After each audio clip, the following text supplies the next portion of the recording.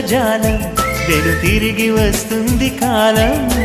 రేపుగా మన పాపగా పుడుతుంది సరికొత్తగా నీవు నాకు తోడుగా నేను నీకు నీడగా ప్రతి రేయి తీయగా పిలుస్తోంది హాయిగా ఇలా ఉండిపోతే చాలుగా నువ్వంటే నాకిష్టమని అన్నది నా ప్రతి శ్వాస